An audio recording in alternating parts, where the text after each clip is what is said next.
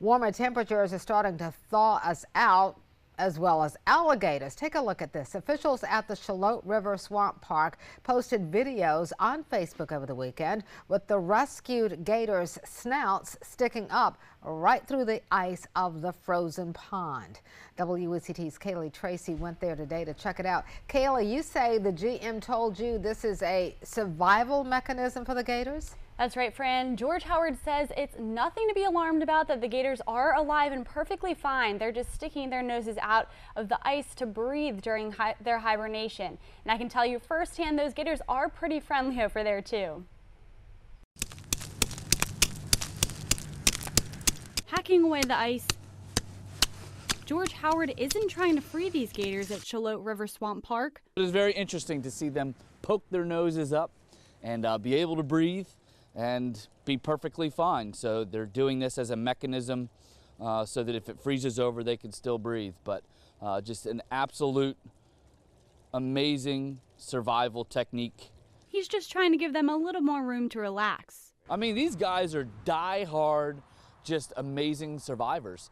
And this is just one more example of that. The park has 12 gators rescued from captivity, now hibernating in the ice. He says they lower their body temperature and metabolism underwater to survive. And Howard admits when he first came to check on the gators after it snowed, he didn't realize it was their snouts sticking out of the water. And I looked around and I was like, what is that poking up out of the water? They almost look like cypress knees a little bit from afar. And then I realized as I saw some teeth, I was like, oh my gosh, these guys are poking their heads up out of the water. And it made sense immediately why they were doing it. And with the ice melting away today, this week looks much better, buddy. It'll be in the 60s. You'll be out in the sun, tanning, and enjoying life. Pretty soon these guys will be saying see you later, alligator, to hibernation and these cold temps. Now again, Howard says we shouldn't be concerned that the gators are sticking their snouts out of the ice. It's just a chance for them to breathe.